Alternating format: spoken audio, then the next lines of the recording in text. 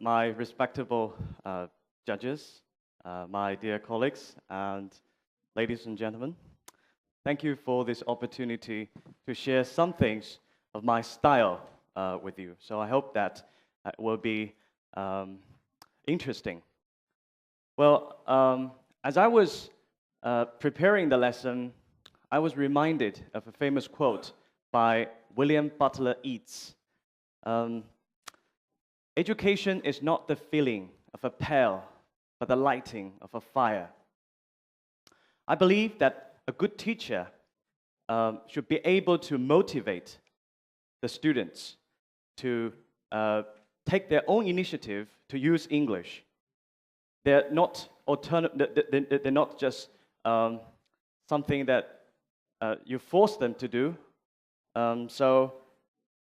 That is my first understanding of being a teacher. And now I'd like to talk about the video, the analysis of the video. I think this is a documentary type kind of video. And the purpose of the video is to be enlightening, to raise people's awareness of environmental protection, to call people's attention to the danger and risks that people are exposed to by wasting a lot of energy.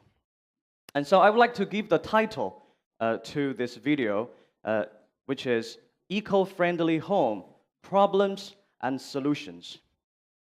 And here comes the important points I'd like to highlight. First is to have students understand the content of the video. And then to improve their speaking accuracy and fluency by introducing stressed words, which normally signal the main idea. And then the difficult point is to how to make them, enable them to use the listening and speaking strategy to fulfill the purposes I mentioned earlier. Well, the objectives are first, to grasp the key points. The key points is eco-friendly energy, problems and solutions. Number two, get the keywords. There are a lot of keywords here, like eco-friendly, solar panel, suburb, energy efficiency, heater, freezer, unplug, and things like that. I guess some of the words may be a stumbling block to students' understanding of the video. So there are some related words, and there are some difficult words I would emphasize. For example, a lot of students would make some mistakes. They would say environmental friendly. Actually, we say environment friendly and or environmentally friendly, not environmental friendly. And so this word I will point out. And also, there is a word freezer. I guess some of the students don't know, they may know the meaning of freezer. It refers to refrigerator. But it can also be used as a verb. So in the United States, if the police ask you to freeze, and you don't know that, you run away, you probably will be shot. So I will mention this in my language point section. And then number three is to introduce stressed words, because in this video, in order to intensify or to strengthen the seriousness of the problem, the narrator stressed again and again a lot of words like problem, problem this, problem that, a lot of like that, save, waste, things like that. So by doing this, stress the words, I have two purposes. The first purpose is to have students, to help students grasp the key points. Normally, the main message coming out of that is normally something that students should pay attention to. And so for speaking, they can also use this strategy. It's a kind of conversation management strategy to get your ideas across in a more effective manner. And then the guiding principles for this lesson is the following. I follow the 4 strengths: meaning, focused input, meaning, focused output, and language, focused learning. Meaningful input, I would like students to listen. Well, actually, it will lead to my procedures. I'm going to talk about my procedures in a more specific manner. So, first of all, I will lead in by having students doing a brainstorming activity. I will have students tell me to introduce some of the sustainable kinds of energy, like solar power, wind energy, water power, along with similar eco-friendly types of energy. And with this will lead to the theme of today's lesson, which is eco-friendly homes. Number two, the second procedure is to, actually I will carry out the following three listening activities based on my division of the video into 4 parts. Part 1, Cohen's home suburb. I will ask them, what's the problem with the house? This is actually a prediction. With this question in their mind, they know where to put their emphasis on. And so that uses a lot of energy. The problem is the overconsumption of a lot of energy.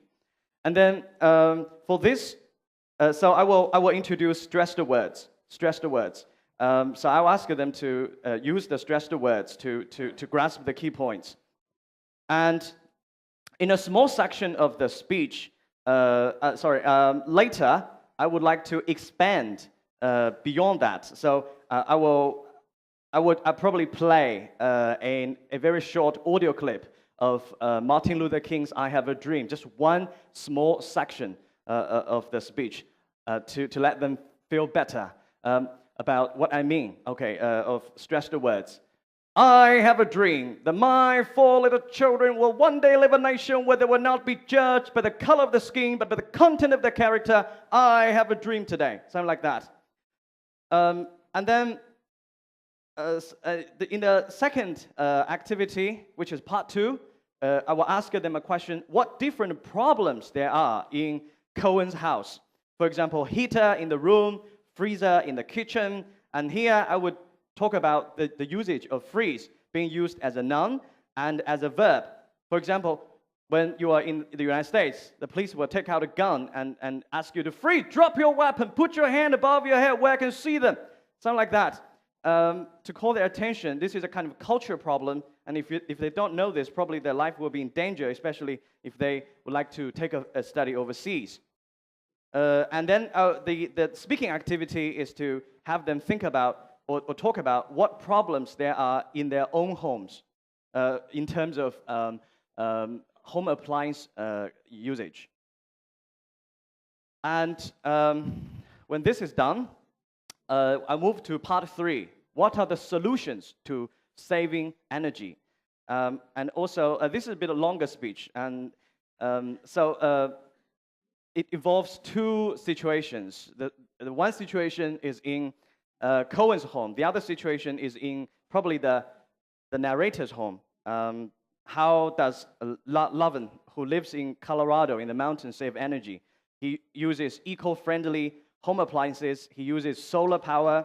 And in this part, I will talk about numbers and figures, how to write down numbers and figures, because from the video, there are a lot of numbers, like $60 a year, 120 watts, minus degrees Celsius, these kind of units and numbers. I think probably some of the students may not know much about. So when all this is done, the major activity that I would like students to do is to have a summary. I would like them to transfer their explicit knowledge into implicit knowledge, to rebuild, to reconstruct the content of this video by making a summary. So they, based on probably they have to take some notes, and when they're watching, so they have to transform that, the explicit knowledge into implicit knowledge. And the homework assignment is to have students make a survey. They pay a visit to their friend's house, and they make a survey in terms of how the family uses home appliances, whether it is in an efficient, eco-friendly manner or in a wastage manner. So after that, they will have to write a report based on the survey, and then they will make a presentation by using best recording. Thank you very much. Good morning. Good morning, sir. Okay. We know that this program, video program, provided us with a problem and then with two solutions. Okay. Now, if you focus on the solutions, and if you recall how the video revealed to you, or how you viewed the video, okay, visualize in your mind how the video presented everything to you. Mm-hmm. Can you just focus on the solution part and see how the materials are organized? In what kind of order are the materials structured or connected? I'd like to answer your question in a different manner. I guess this is a kind of, it portrays or resembles or reflects a kind of deductive thinking order.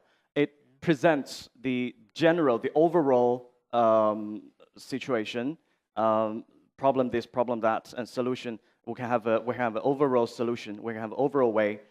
Then he provides specific details like solar energy or something like that. So I think it followed a deductive thinking order. Let's focus on Cohen's home, okay? When Lovings and his colleagues, you know, and the family of Cohens, they were in their house. Right. And what did they do? So what kind of, in what way the story was unveiled? Developed. Yeah, develops, yes. I'm not sure if I can use the right term to clarify that, but I think it offers a different scenario situation. First in Cohen's house, and then they move to the narrators at home. I know there is a transition from or a transition in terms of the angle of narrating this from Cohen's home to his own, probably maybe it's narrator's home. Maybe he's not narrator. Oh. Yeah. So he's someone who is making investigations, right? So there's what I can say is that I know there's a transition from that scenario to a different scenario, from a different angle, viewing this problem from different angle. Yeah, we have two solutions represented two patterns of eco-friendly living. Right.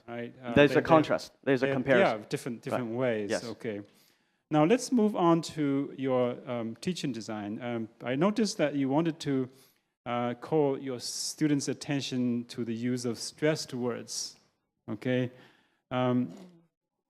By your kind of a theatrical demonstration of the speeches, and you seem to suggest to us that it was the phonological device that the narrator uses to introduce what you consider these stress words, okay?